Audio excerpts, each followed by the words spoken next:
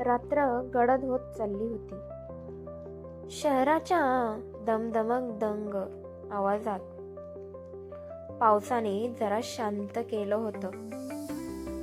अभि गाडी चालवत होता आणि समोरची सीटवर बसलेली काव्या खिडकीबाहेर पावसाचे थेंब मोजत होती. दोघांमध्ये न बोललेले शब्द हवेत तरंगत होते. अभि काही वेळ तिला पाहत होता. मग अखेर शांतता भेदून म्हणाला, काव्या, मी तुझ्यावर रागवलेलो नाही, पण तू मला न सांगता इतक्या मोठ्या निर्णयाकडे कशी गेलीस? काव्याचे डोळे पाणावले.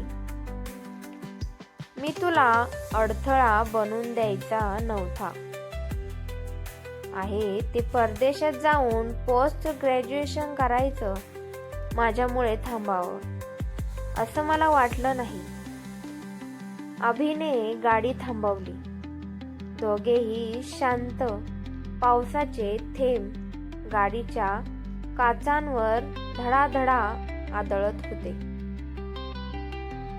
तो तिच्याकडे वळला. काव्या, आपल्यातलं नातं अडथळा कसं असेल? तू गेलीस तर मला थांबवणार कोण? माझ्या प्रत्येक चुकांवर टोमणे कोण मारणार?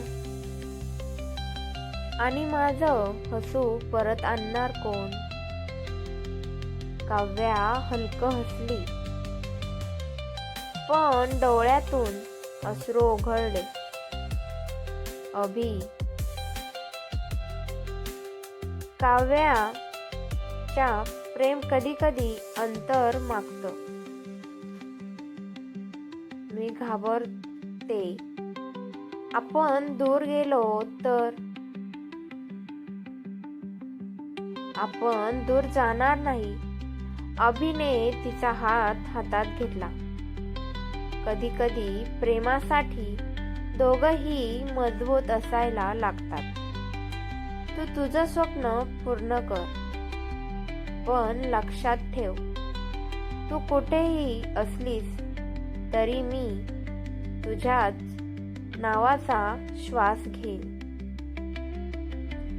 क्षणभर काव्या पूर्णपणे शांत झाली.